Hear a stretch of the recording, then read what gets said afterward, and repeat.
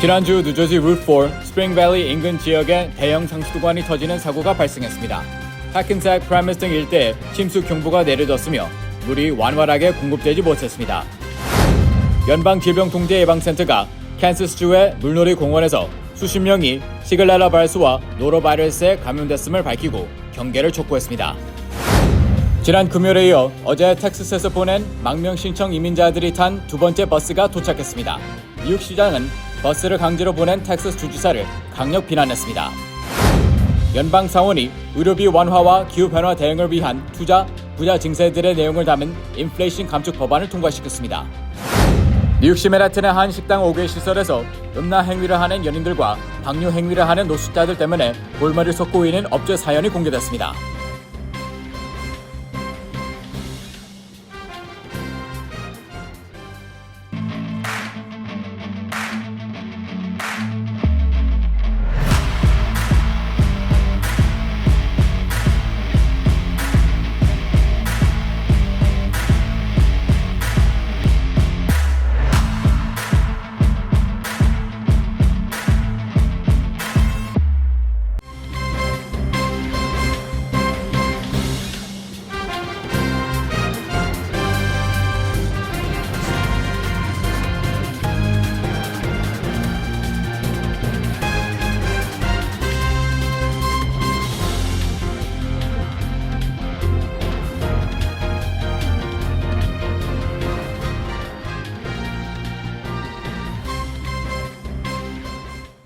여러분 안녕하십니까?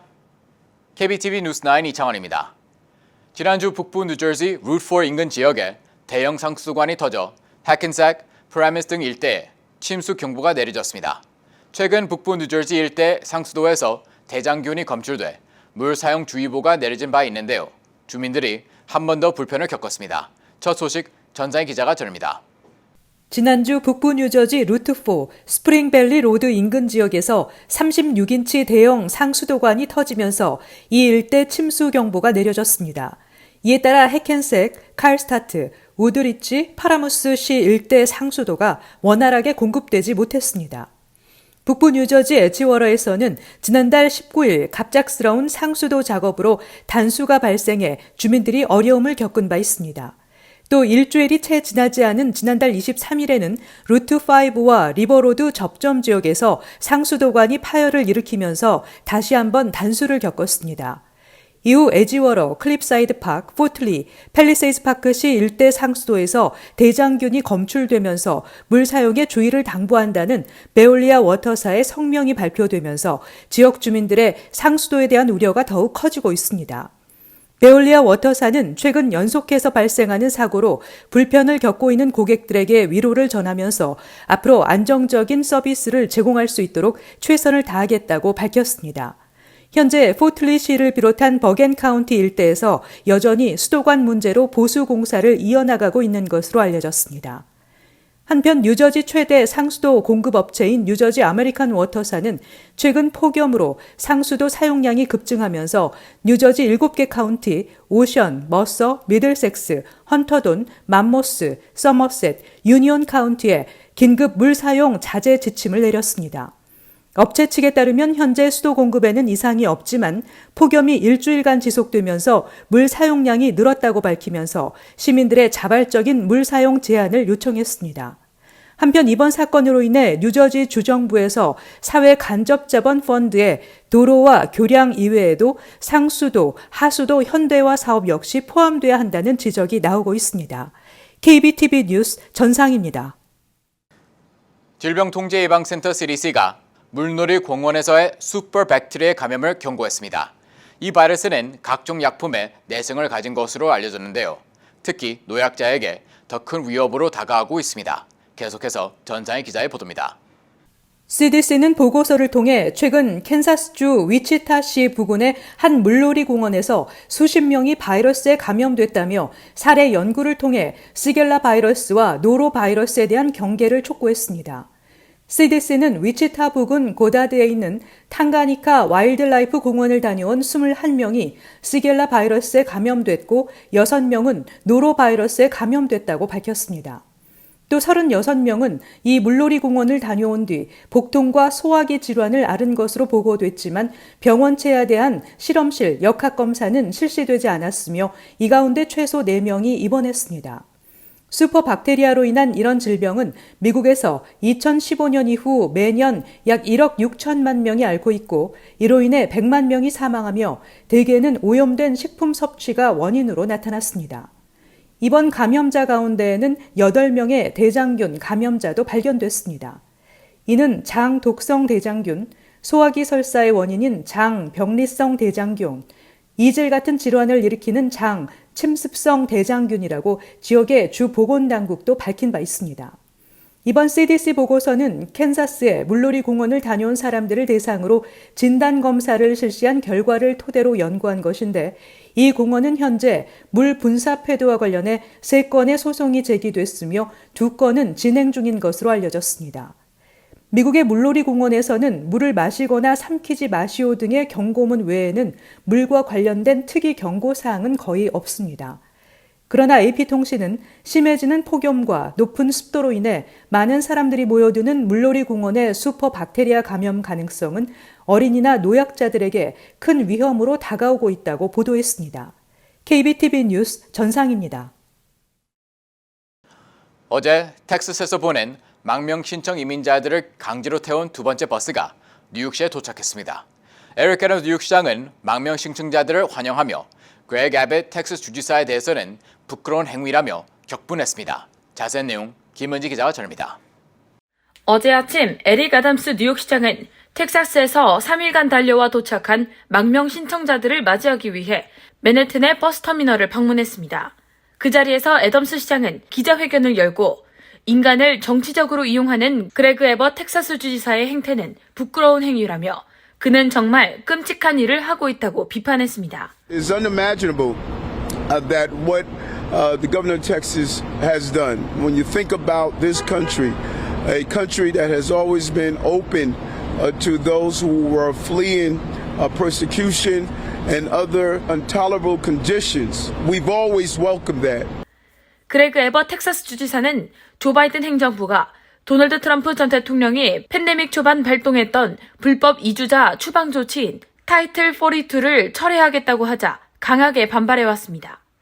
이민자 정책에 반대하는 공화당인 에버 주지사는 올해 4월부터 연방정부 이민 방침에 항의하기 위해 약 6천 명을 워싱턴 DC로 보냈으며 이번엔 뉴욕시로 보낸 것입니다.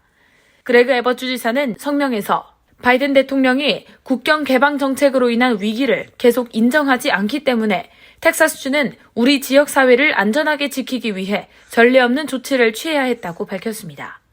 또 뉴욕시는 풍부한 도시 서비스와 주택이 있어 이민자들에게 이상적인 목적지라고 비꼬기도 했습니다. 그러나 애덤스 뉴욕시장은 이민자들 중 망명 희망지가 뉴욕이 아닌 사람들도 강제로 뉴욕행 버스에 태워지고 있다고 말했습니다. 애덤스 시장은 연방정부의 자금과 정보 지원이 필요하다고 거듭 강조하고 있습니다.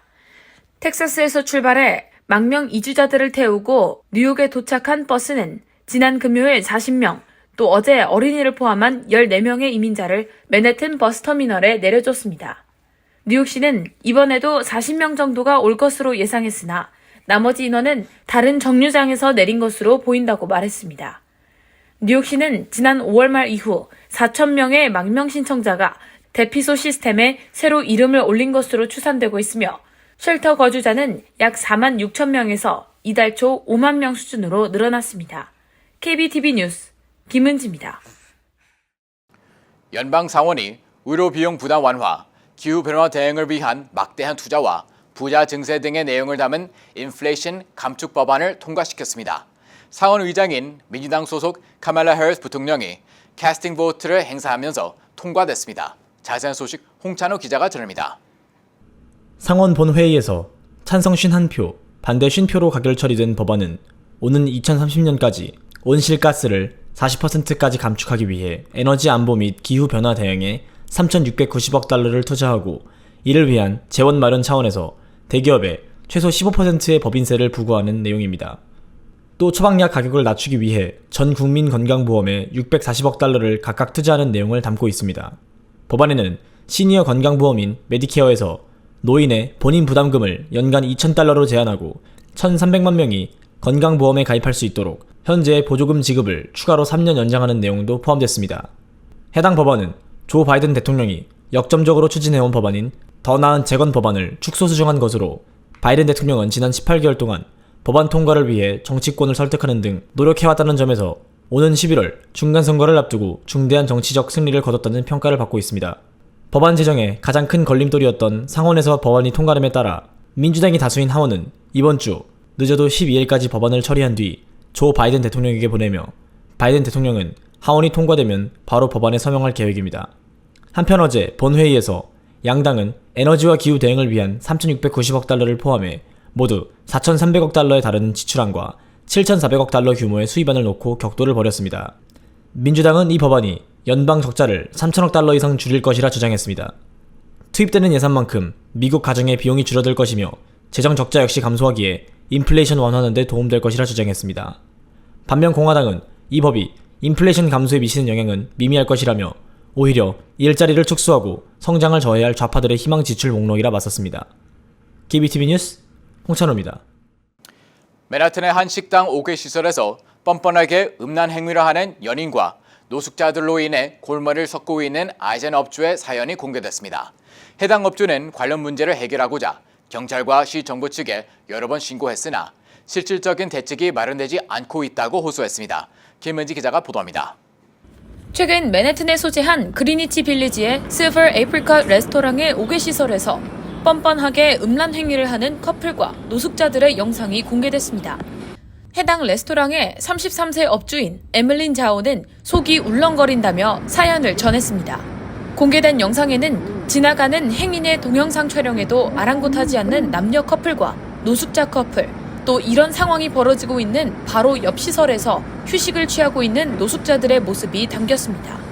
에밀린 자오는 노숙자들의 방뇨 행위나 나뒹구는 인분 등으로 인해 냄새도 고약한 상태라며 이러한 행동을 일삼는 침입자들을 막기 위해 임시 방편으로 철조망을 설치했습니다. 그는 시정부 측의 5개 시설 관련 규정이 부족해서 답답하다며 그래도 식사 시간대에 손님을 받기 위해 시설이 필요하기 때문에 시설 유지 여부를 놓고 고뇌하고 있다고 말했습니다. 또 이와 관련해 경찰에 여러 번 신고도 했지만 이들이 업주에게 공격적이거나 위험한 존재가 아닌 이상 경찰이 실질적으로 해결해 줄 수 있는 것이 없다고 말했다고 전했습니다. 해당 식당에서 근무하는 가이 글랜드스타인은 길 건너편에 있는 건물 정문에 냅킨으로 덮인 인분 더미를 가리키며 업주인 자오의 반응에 동의했습니다. 뉴욕시 식당의 5개 영업을 허용한 오픈 레스토랑 프로그램은 코로나 바이러스 확산 속 사회적 거리두기 규제와 좌석 수용 인원 감소 규제 등으로 재정 위기에 처할 업주들을 돕기 위한 목적으로 지난 2020년 6월 시작됐습니다. 실제로 이 프로그램은 팬데믹 기간 재정난에 처한 많은 뉴욕시 식당을 살렸고 자오가 운영하는 실버 에이프리컷 또한 이 프로그램이 우리의 생명줄이었다고 말했습니다.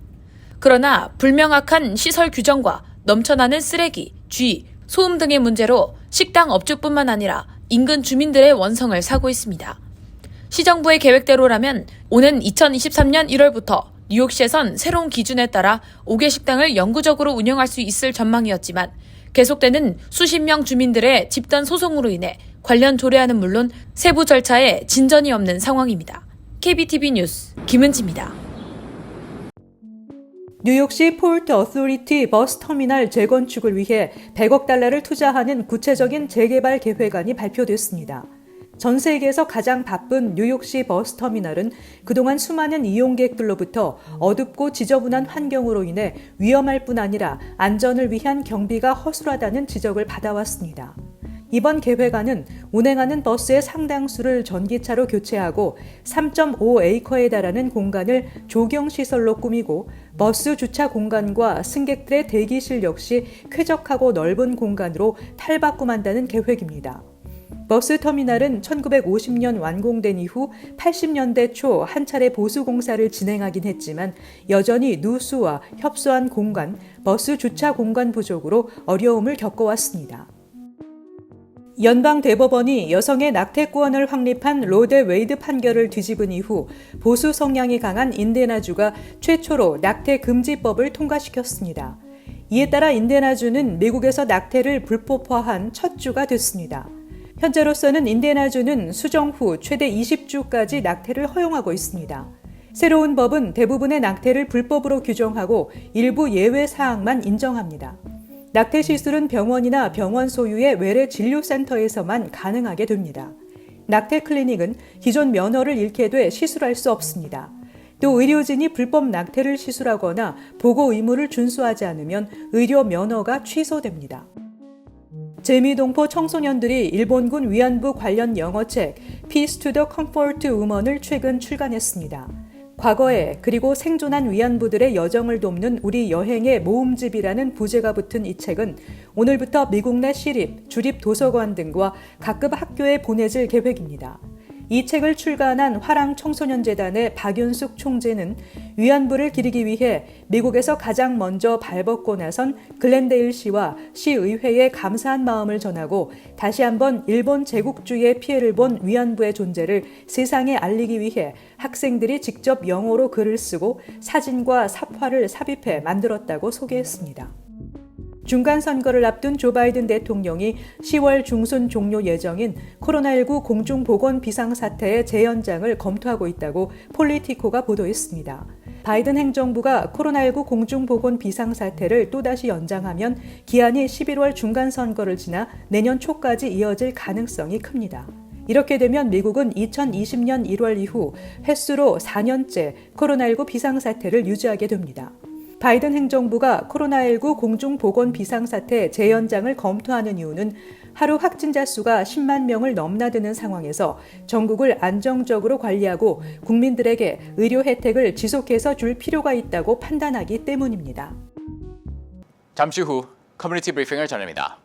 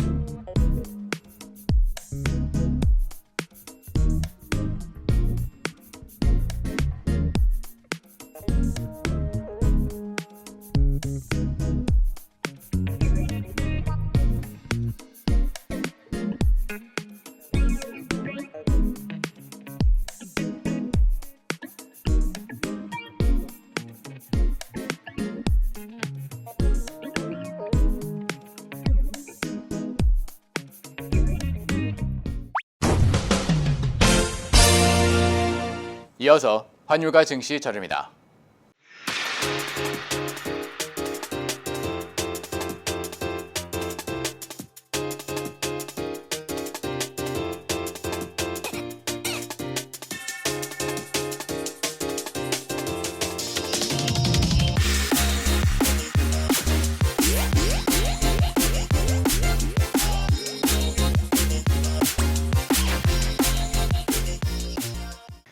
잠시 후 뉴욕과 뉴저지 날씨 전입니다.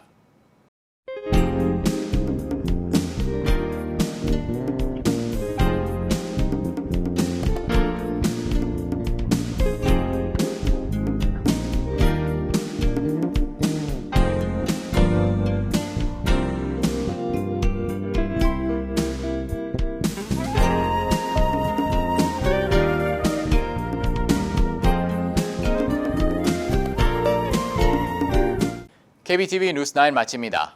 오늘도 시청해주셔서 감사합니다. 편안한 밤 보내시 바랍니다.